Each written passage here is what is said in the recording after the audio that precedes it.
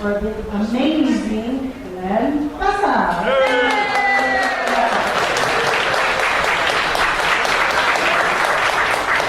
I'm Irene Wojciechowski, and I'm the chapter assistant director. And with me, my fellow roast master is Roger Deaver. Roger Deaver, follow from the chapter. Pleased to be here. Yeah, we have a very wonderful and program for you.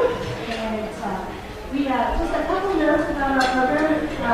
If you are somebody who's on the program to speak, we ask that you stand up from your table and speak from your table. We have an amazing mic master, Zach. Give it up for Zach. And Zach will run a microphone to you so that you don't need to come up here and anyway, so we are going to kick things off with Ann and Tom. And let me just throw a quick note about the very amusing menu board that we have here. Do y'all read the menu board that we have here? That was written by our chair, Seth Field. A lot of fun with that. So anyway, let me throw things over to Ann and Tom Moore, who are going to do a little sing-along. Ann Moore and Tom Ellis.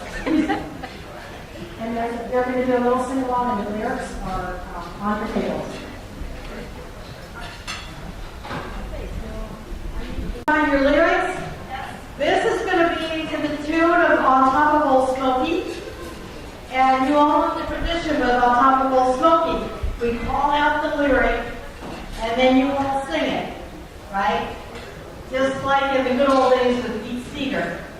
Okay, but we practice, and we finally figured that the musician has to call, because otherwise he doesn't know when to come in.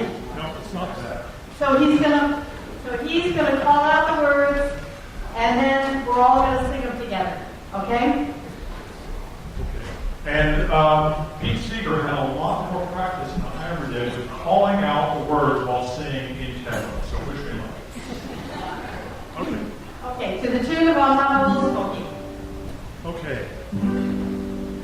Starts out. Now here's to Glen Besa, our leader so true.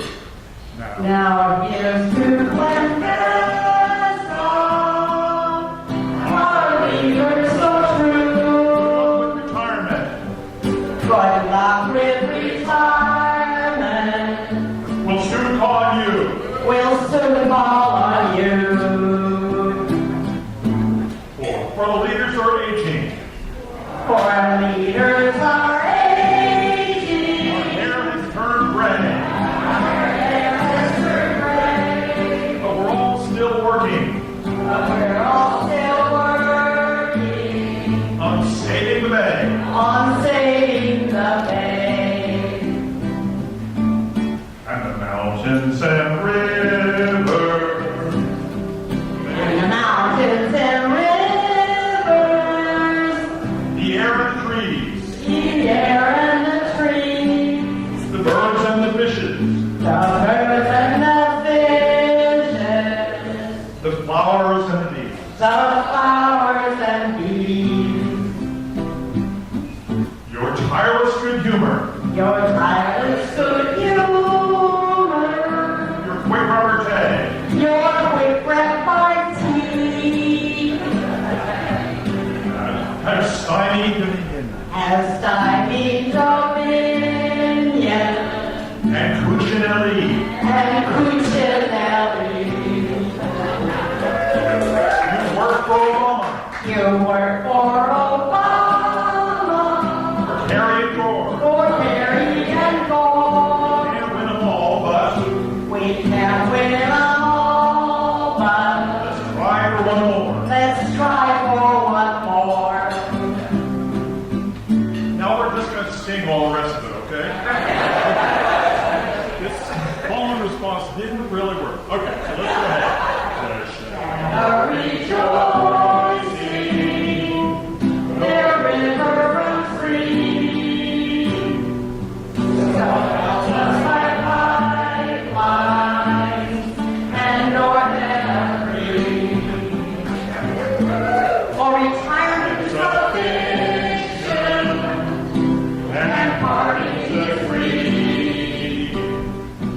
Volunteer now to help us and start a new league. So from all you old-timers and listen to me. Recruiting Glen Besa is our priority.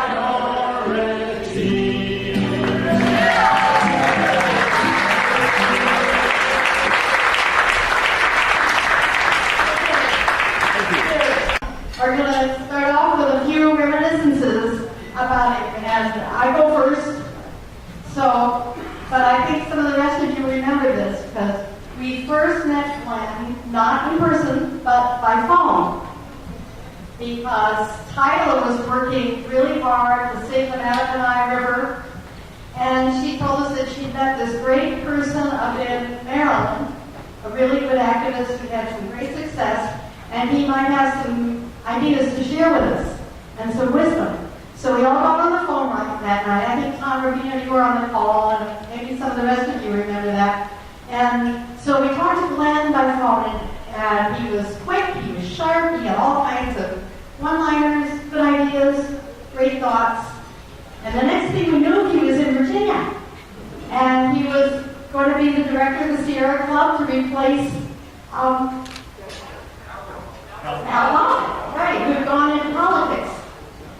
So you all know the story. You know all the victories, all the wonderful wisdom that he shared with us, all the great one-liners with the press, and all of the successful, eye-catching public events that he staged. But the best thing for me was the day that Tyler took me. We went out to lunch at Chico's, remember? At MacArthur Center on Granby Street. We sat down to lunch, and Tyler told me that this guy really was a keeper because they were going to get married. So that was one of the best pieces of news about Glen because Tyler is kind of Virginia. So I think our coming plan is that he's going to stay here. Okay? So, next person in line is Tom. Give me an L. Give me an E. Give me an N. What do we got now? Well, this is a big day, and we're all honored to be here with him for the great work that he's done. And so, Glen, this is for you, buddy. I just started typing stuff up to sort of remember the 14 years that we had together fighting this line. So there's just some notes here. Mostly it's for you. Some people know what I'm talking about, some may not. But we formed the Alliance to Save the Mattaponi Stop the Reservoir. I think Joanne Cribbs started it on Mattaponi, but my first meeting was at Whitehall, which was in a summer camp cabin on Mattaponi. That was when I met you and Tyler. And Albert Pollard was there, Joanne Fridley, and Inez was there. Margaret Libby, who has now passed away, was a great warrior in this. Leslie Fellows, Frank Bishop, Eugene Rivera, Kurt Moyer, Ed Rand, Francis Crutchfield, Dorian Robert Chappell, Peg Babiak, Gary Ralph, Sharon Waterlily, Jeanette Smith, Henry Waters. I'm sure there were others there, but this was the core group. The incredible thing was, we met on that day, and many of us didn't know each other at that time. And 14 years later, we were all still in the battle. So the battle had different parts. It was a long battle, but there was a public hearing at the local high school, and it was packed with VMRC and U.S. Fish and Wildlife and Corps of Engineers, and there were more uniforms and badges than you'd see in a small parade. And there were the public, and they were of every age, background, political persuasion, tribe, ethnic variance, but they all shared one common thread. They were all pissed off. None of them wanted the reservoir. We would later have a straw poll, 2 of them in fact, and it showed that 97% of the citizens opposed the reservoir. So there were colorful characters. I'm going to run down the list of people here. Glen, I hope this is for you, buddy. Chief Webster Costello, Carl Costello, Sharon Waterville, Billy Hills, Don Phillips, C.P. Wilkinson, Karen Westerman, Ann Bremer, Gary Rouse, Ann Jennings, Deborah Murray, Doug Austin and his family, Gail Starling Marshall, John Mueller, Joseph Hanley, Madeline McMillan, Warren Mountcastle, Mike Seaver.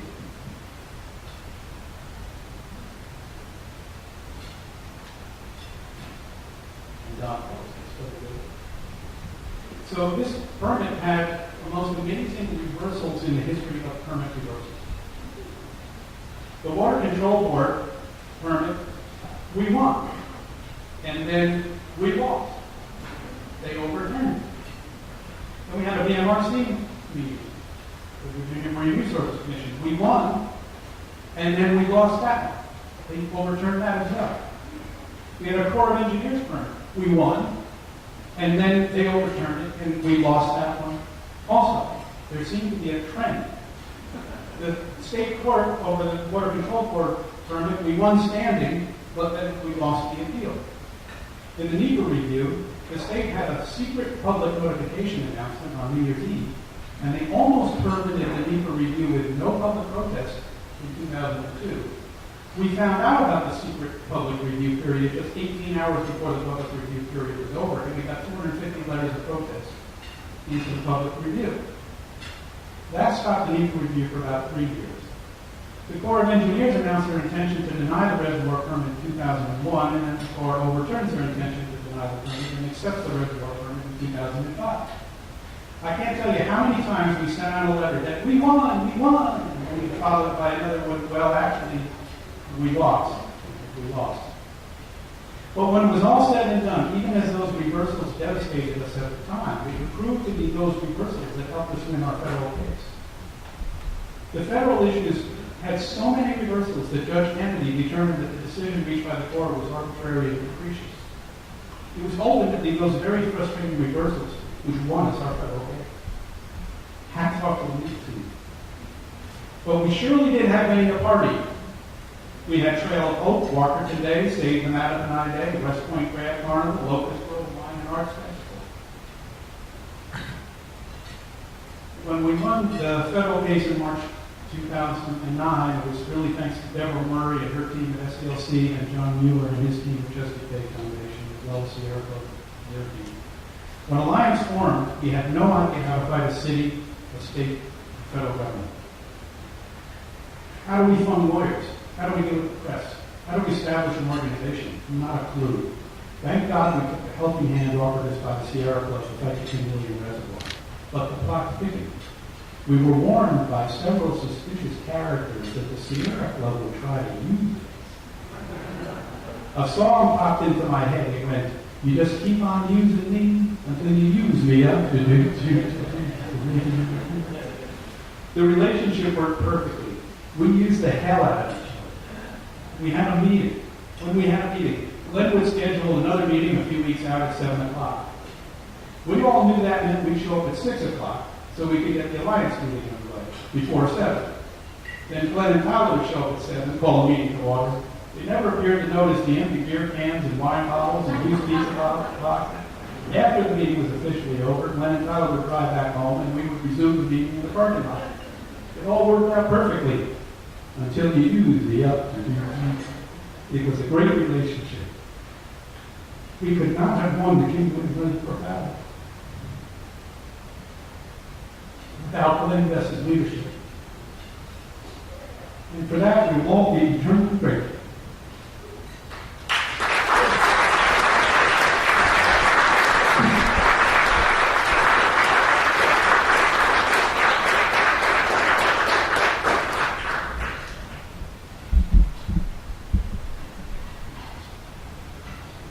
So you sign a proclamation, fight against the degradation. Want to have a new creation for the troubles of this nation. Gotta start a revolution, fight the evil of pollution, maybe change the Constitution. Yes, Glen Besa is the solution.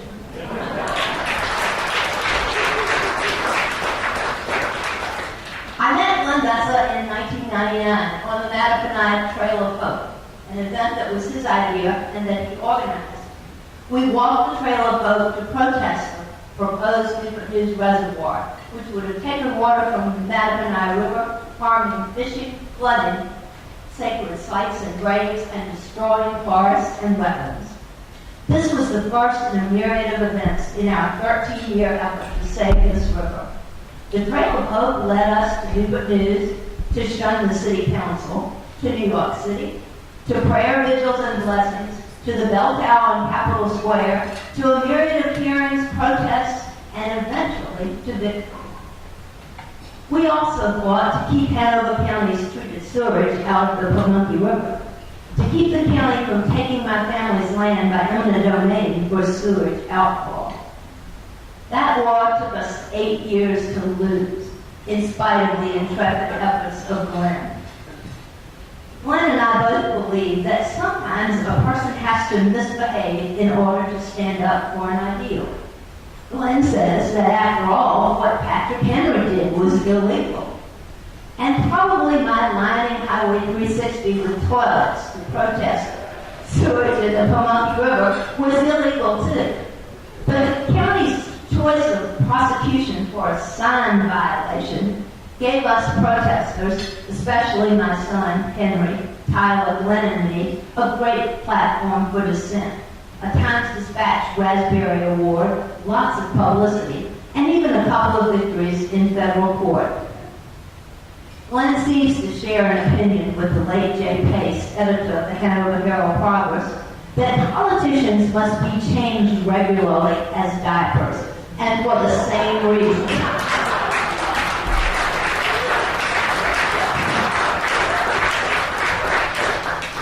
Glen is creative and fearless.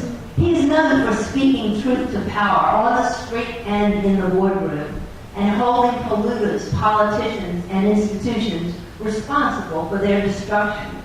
He has planned funerals for mountains, mock oil spills on Capitol Square, even broken bones in both arms after a fall from his bike failed to take him out of action.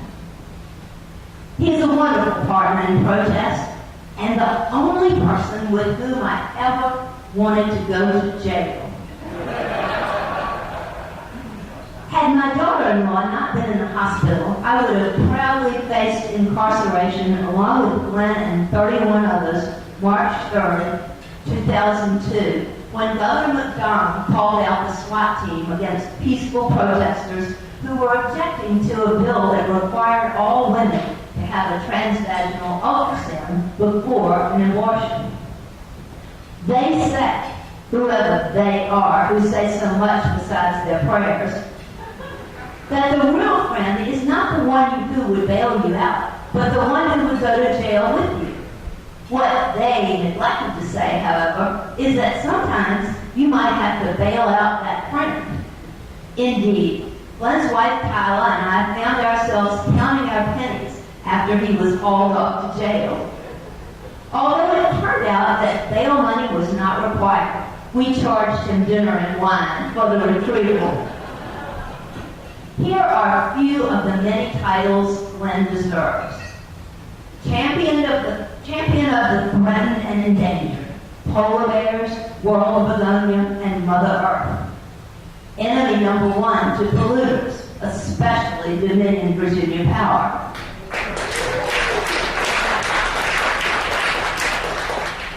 Number one on the hate list of horrible Virginia governors, such as Allen, Gilmore, and McDonald. And finally, the person to whom Bob McDonnell and Ken Cuccinelli would most like to administer a transvaginal ultrasound if it were possible. Thank you. I mentioned climate change, okay? We're all complaining about how I don't mention climate change. I said climate change. What do we want? Climate change! What do we want? What do we want? Offshore gun! When do we want it? No! No, I'm sorry. I was offshore drilling today. I'm sorry, you're really not that bad. You're really not that bad. The only people that are afraid of you are Republicans. I heard this little story about one of dear Senator Dick Sackler who rode in an elevator to the General Assembly building. And that elevator started up, and you were about to enter in, and Delegate Sackler said, I'm out of here. And that man stepped out of the elevator in order to not be alone with you. But Sackler stopped for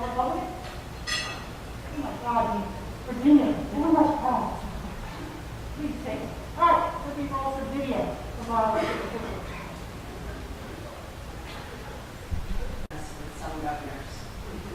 This governor recognizes the important work that Glen's been doing and wanted to present them a commending letter on the occasion of his retirement. So I'm so honored, Glenn, to give you this letter from the governor's office. Do you want to come up and get it?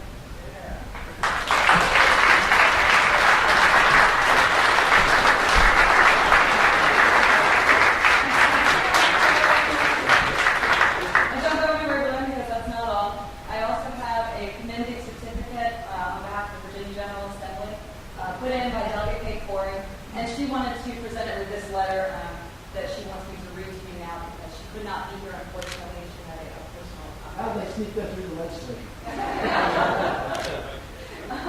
Glenn, we all thank you more than our words can express for your dedicated, focused, pugnacious, and all-in leadership as director of the Virginia chapter of the Sierra Club.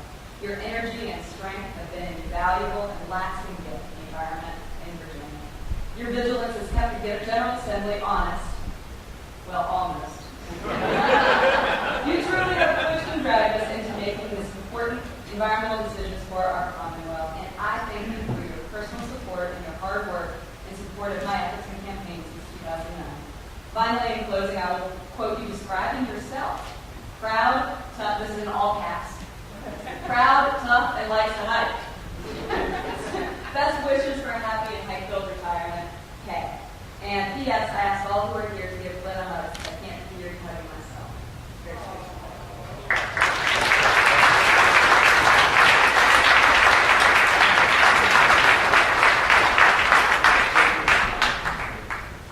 All right, so great to have a uplifting statement like that from one of the strongest supporters of the environment in Virginia. And by the way, I'm very pleased to be back in Virginia myself after a slight detour in North Carolina. With all this fine group of friends. I've known and worked with Glen for over 20 years, and he remains someone I respect greatly for his dedication to a better future for everyone. When we would be debating and planning our next campaign, Glen would often remind us that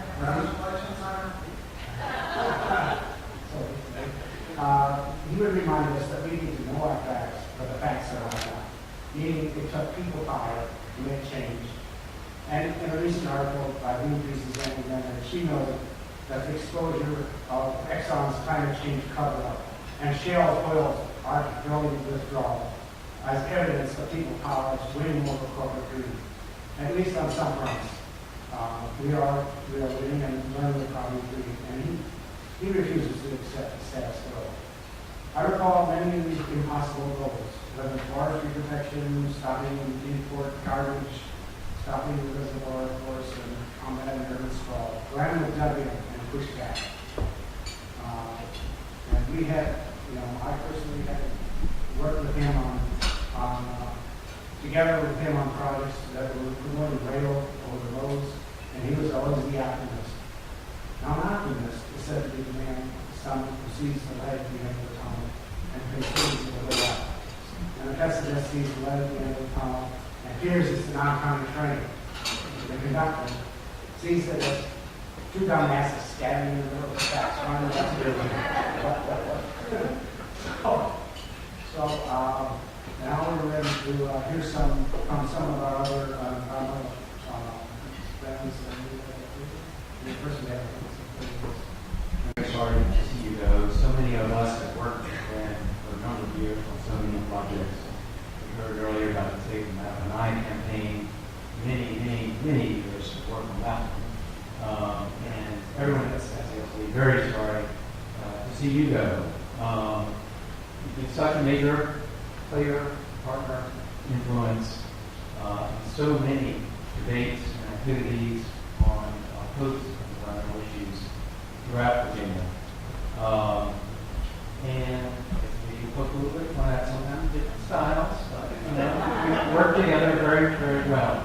And personally, Glen and I also have slightly different styles sometimes, but we go way back. Glen and I have worked together for about 20 years since I left as well. He did it kind of tough when I did them. But Glen and I were both Washington majors, both went to law school, so we managed to work things out and get a lot accomplished over the years.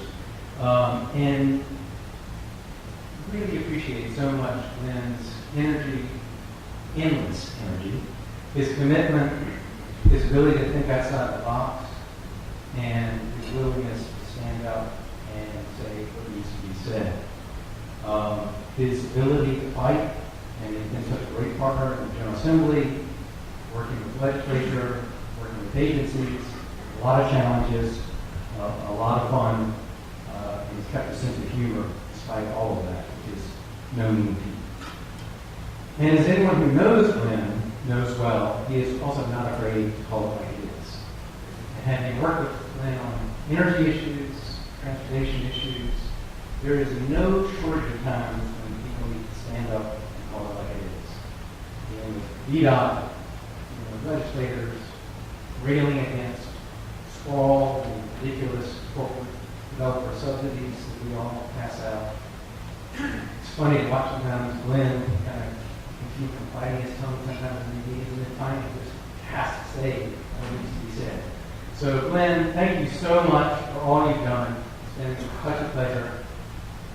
And congratulations on your retirement. But I know and confirmed by asking you earlier tonight that you're going to see plenty of Glenn in the future. So, to the next chapter, thank you so much for all you've done, and look forward to your next meeting.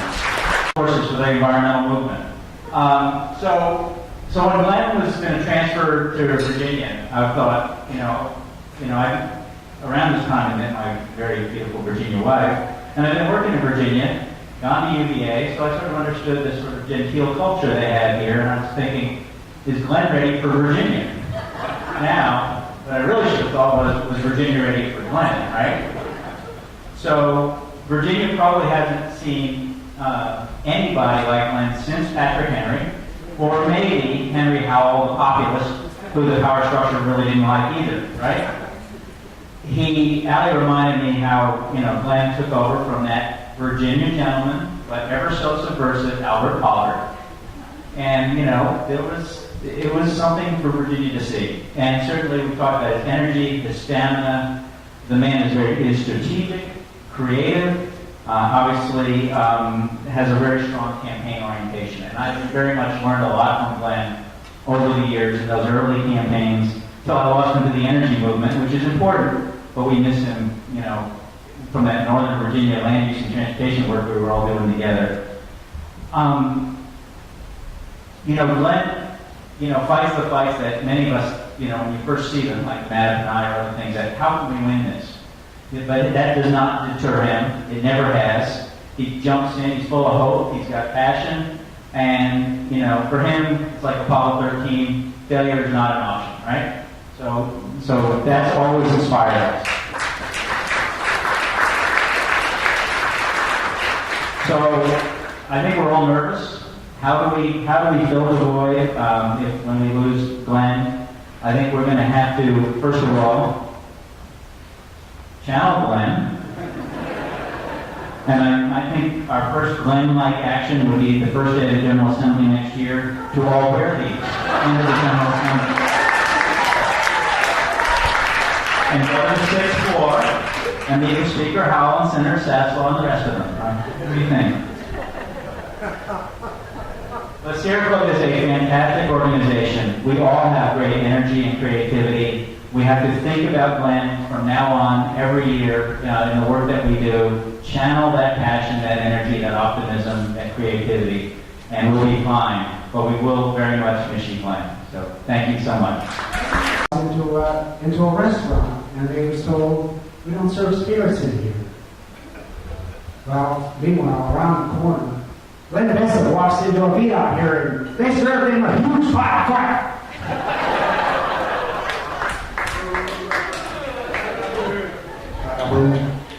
For decades, and so I wanted to offer the perspective of what it was like to come into Virginia's environmental community a few years ago, and to meet you for the first time. So when I started working with Environment Virginia in 2012 and then moved down to Richmond, literally the first person people told me I had to meet and get to know was Glen Besa. And I soon learned that if you needed anything from in-depth knowledge on an issue to a pithy quote to an innovative tactic, or a bullhorn on short notice. You guys were the people to go to. And the things that I have learned from working with you is just, first, you don't waste time. You know that climate change is a pressing issue. We have to get to work today and now to make a difference. And so that means there is no room for small talk. And, you are just so welcoming and excited when new people join Virginia's environmental movement and community, because you know that this is a state that really needs more people and more action. And so, as someone who you welcomed with open arms and got in the fight right away, I can't tell you how much I appreciated that as a newcomer back then. And I'm still today floored by your dedication and enthusiasm for the issues. I know that there is never something you would ask someone else to do that you wouldn't do yourself. We've all seen the pictures of the events around tonight. You take the problems that we face seriously, but you also, are willing to put on the costumes to get the attention that we need, and we'll literally do anything to help the cause, which I think is very important. You are, an incredibly kind person.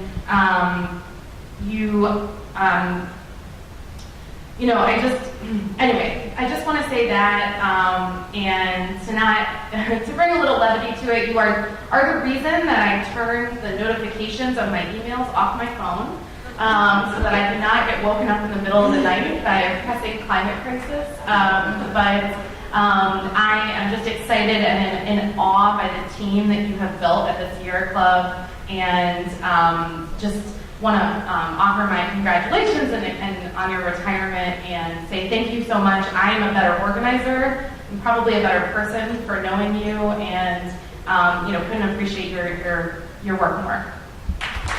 Well, Executive Director of the Chesapeake Climate Action Network, and it's such an honor to be here, Glenn.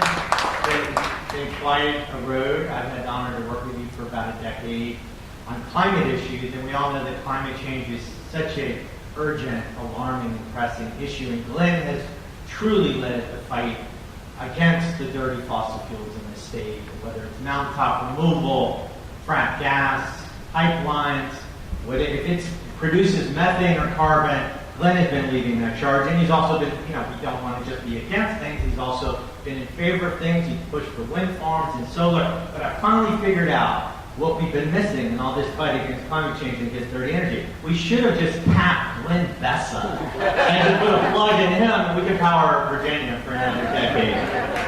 So we're going to get to work on that, Glen, you're so passionate, you're so creative. CCAN has a reputation for being a hard-charging group, and we always knew we had an ally with you. We could be in strategy sessions trying to come up with a campaign tactic or something, and somebody around the table will say, "No, that is too crazy." And then our crazy test would be, "Well, let's ask Glen.